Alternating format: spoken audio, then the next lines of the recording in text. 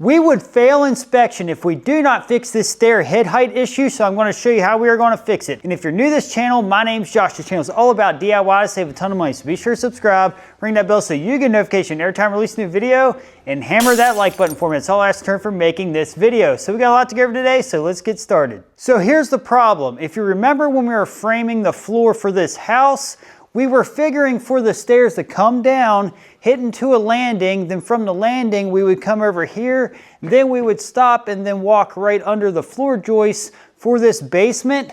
But the true issue here is the homeowner, which is my dad in this case, he wants to come down to the landing, and instead of going this way, he wants to walk straight towards the door of this basement, which actually does make the most sense, but it'd been nice if he would have figured that when we were framing this floor. So now what we're going to have to do is reconfigure this opening for the stairs to accept the idea that we're going to have the stairs come off into this direction instead of here. So ultimately, if we came into this direction, we're going to hit our head on this girder, which is definitely against code because our head height is way too low in this area to do so. So ultimately, we're going to have to shift this part of the opening this direction so we can ultimately pull our steps this way so that we land right about here. Then we walk right under the floor joist with no problem. I'm first going to go over how we reconstructed the stair opening. Then in the second half of this video is before we actually did the framing and did the calculations for the stairs. So if you want to see that first, jump ahead to the timestamp to do so. So far we got the two joists moved from the beginning of the opening back to the joist that was before this, and have a double joist for the opening, and we have a double joist hanger to support it. I'm now going to cut out the subfloor that needs removed from that area. And after I remove this, I also cut out a section of the pre-existing flooring so that way the tongue and the groove can go together when we install the subfloor. As you can see here, that's where the subfloor is going to intersect into and go into this groove. Now that we got this side of the opening moved, we need to move this section of the opening in to frame in for the L shape. So in order to support the floor joist, we got to build a wall here to do that. Now we know that we have a 36-inch set of steps coming down, but the way we're going to frame the steps, we're going to have a 3/4 inch skirt board on each side of it. So essentially it's 37.5 inch wide opening we'll need here. And remember, we have a 4-inch wall coming off this foam board here. So we need to measure 41.5 inches and make a mark and then chalk a line where the wall is going to set. Now that's the mark where the wall is going to end. Now we need to get the right width where the wall is going to set. We know that we're going to have a 2-inch wall here because again, we're going to put 2x4 sideways. Then we're going to have our drywall, and we then need to add our 37.5 to that. And that's going to give us the edge of our wall here. So you do 37.5 plus the 2 inches is 39.5. So we're going to measure 39.5 inches this way. And I'm going to measure 39.5 inches over here. He's going to hold me on that mark, and I'm going to chalk this line. To know how long we need to cut our plates, we need to mark where the end of the wall is going to hit here. In order to figure that, we're just going to plumb down off this edge because we want our wall to stop flush with this edge in this case. So I'm going to go ahead and hold it on that chalk line we already made and then plumb it up and mark it. We need to cut our plates 76 3/4 inch. Using a pressure treated 2x4 as the bottom plate of this wall, I'm going to use standard lumber as the top plate and make sure when I place this 60-ounce center layout across these plates that a stud is going to line up with the floor joist from the previous floor, so that way the joist breaks right on top of a stud for strength. I'm then going to nail together the wall using galvanized nails into the pressure treated plate, and standard nails can be used in the regular lumber. I'm going to stand the wall up and line it up with that chalk line and fasten it to the floor using a powder actuated hammer tool, and that's going to drive pins to secure the bottom plate down to the concrete. And I have a very detailed video coming out explaining how to frame basement walls, so stay tuned for that. I now have the wall frame that's going to hold the floor joist, and it's setting plumb and it's level. And if you eyeball with this floor joist to this stud, as you can see, it lines up, which that's really important because we do not have a double plate. Since we have a single plate, the joist must sit right on a stud.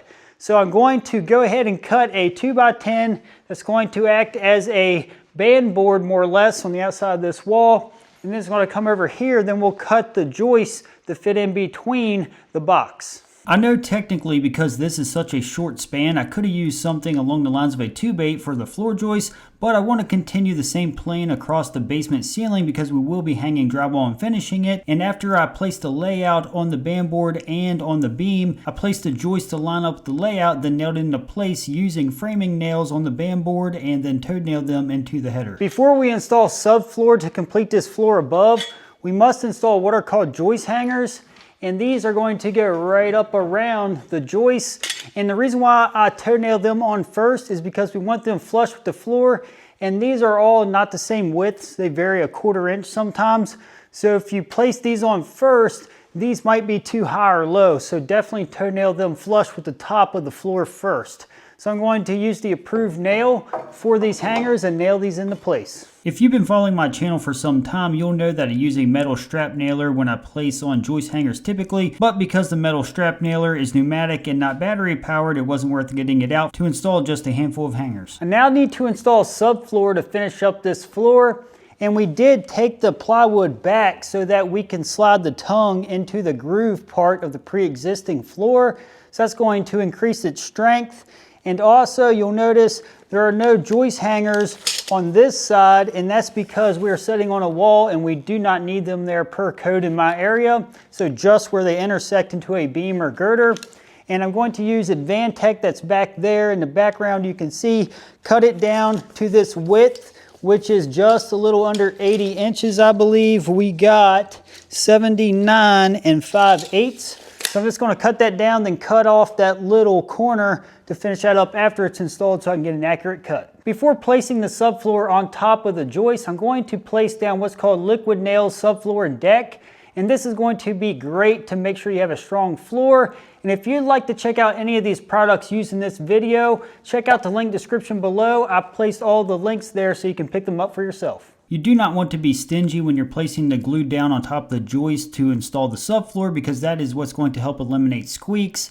After I have the subfloor glued down, I'm going to lay the subfloor down on it gently so it does not smack the glue off. Advantech does have marks on the subfloor in order to nail it off properly, which ends up being about 6 inches on the parameter and 12 inches in the field. After it is nailed off, I'm going to cut out the corner that I mentioned before. From below, you can see the floor extends nicely. Here is the opening from below looking up towards the actual build, and it flows right down into where the landing is going to be as anticipated. All in all, it was not that much extra work to frame this in. It only took about half of a day to complete this. And again, if you want to see how we are going to calculate the stair rise and run, be sure to check it out in the second half of this video. There's a lot of detail there that most people would find interesting. Also, I did create a course showing step by step how we began this house as far as getting the permits and whatnot. If you'd like to check out the videos of that course, I actually placed them as member only videos. As a channel member, you can get access to that. Simply scan the QR code on screen or check the link in the description to check it out. So I'm going to explain to you the calculations we came up with to do so. I know a lot of people are going to ask, well, what is the height requirement for the stairs? Well, that all depends on your local building code, so always check your local building codes before performing any work on your property. But in our area, we have to have at least 80 inches finished, so that means to the finished drywall for our head height above the steps. So if our steps are coming down through here, if we would put a straight line from the nose of the treads up to the ceiling plumb, that's going to be the measurement we would want. So for instance, if this was right off the edge of our tread, we would need a finished 80-inch minimum to the finished drywall here in this location. So that's going to be very critical to pass our inspection. So we need to make sure we address that now. I'm going to go over how we are going to calculate for our stair rise and runs. Our maximum rise we can have here is 7 3/4 inch. So that's very important to note because we cannot have any step that's greater than 7 3/4 inch. If we do, we fail inspection. So we're going to get a measurement that's going to allow for our finished floor above the opening for the steps. We're going to be using 3/4 inch hardwood, so we got to add 3/4 inch to our total height. So if we take our tape and measure off the concrete, and our concrete is going to be the finished floor in this basement, and measure up, we got 91 inches that we have to figure for our total height to the top of the finished floor. Now that we know our height is going to be 91 inches, if we divide 91 by our max rise, which is 7 3/4 inch, that's going to give us a little under 12. So we want to divide 12 into 91, and that's going to be our max rise we can do that goes into 91 without going over 7 3/4 inch. So that's going to give us 7.58 inch per rise to give us our 91 evenly, and which ends up being 7 9/16. So that's going to be our critical measurement to keep track of while we're calculating for our total runs as well. So we're going to measure in increments of 7 9/16 up this wall so we can visualize exactly how many rise and runs we're going to have. As you can see here, I've placed marks every 7 9/16 inch increments up this wall, and we had to come around to the side here and remember that this is going to count as a rise against where the actual opening is, and also where the landing is, that's going to be a rise as well. So if we count, we have 1, 2, 3, 4, 5, 6, 7, 8, 9, 10, 11, 12 total rises. So that's going to be important to note. So we need to make sure our landing is going to hit in an area in which we can land and come down for that L shape to give us plenty of head height for the opening to work out correctly. Now that we know our total rises, we can figure out how many runs we're going to have so we know our total length in order to end where we need to for the opening. Here is the edge of the stair opening that we must move over to give us our proper length to get the stairs into this area. So we know that we must double up our floor joists at the edge of the opening for max strength. So we're going to see if we move just one ply to here, then remove this whole area, is that going to give us the right distance? So what I did is mark 3/4 inch because we're going to use 3/4 inch material to finish the opening. So it's going to be also used as our risers. So we're going to pull right off the edge of that 3/4 inch mark and go over 73.5 inches because we like to use a comfortable 10.5 inch run for our treads. So a minimum is going to be 10 inches in our area, but again, 10.5 inches is going to be a little more comfortable. So we're going to pull 73.5 inches because if you take 73.5 and divide it by 10.5, that gives us 7, so an even 7. So we're going to mark down the wall and see what we got. He's going to hold the end of my tape either on the floor joist or to that 3/4 inch mark. If we go against the floor joist, obviously we just add the 3/4 inch, so 74.25. So he's just going to hold me right against that floor joist now. All right, now we're going to see if our landing is going to be able to fit in here. We need at least a 36 inch landing finished in order to meet code here. So we're going to get our measurement to see if that's going to work out. The wall that we're going to have against this area is going to be a 2x4 wall with drywall. So that's going to give us a total of 4 inches. Already measured over and marked 4 inches here on the wall. So we know we cannot go past that. So we're going to pull off to that mark we made already. So if we get the measurement here, you can see we got a little over 40 inches, about 40 3/8 to the edge of where our risers would be. That's going to land on the landing. So that's going to be plenty to pass code for the landing size. Now that we know the landing will work, we need to calculate to see if we still have enough room to fit our steps coming off the landing towards the girder and still clear for our head clearance. So if we look, we have 7 runs to landing, and that's going to place us to where we only need 3 runs off the landing because we have the landing plus the opening, that's 2 rises.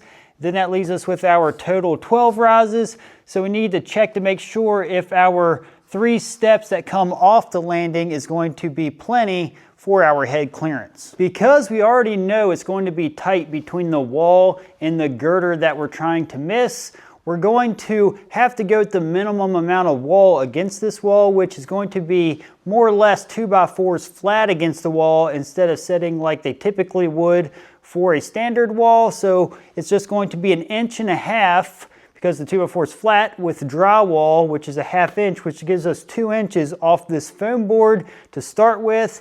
So we're going to mark that, then come over 36 inches. So ultimately 38 inches to the edge of our landing off the foam board. All right here is the edge of where our landing is going to be at the max distance this direction. So we need to make sure after we place 3 steps off that, if we're going to miss the girder. I'm now going to measure over from the edge of the landing 31.5 inches, and that's going to be the end of our riser. And again, we will have a little nose off the end of the tread, which is going to be about 1 inch.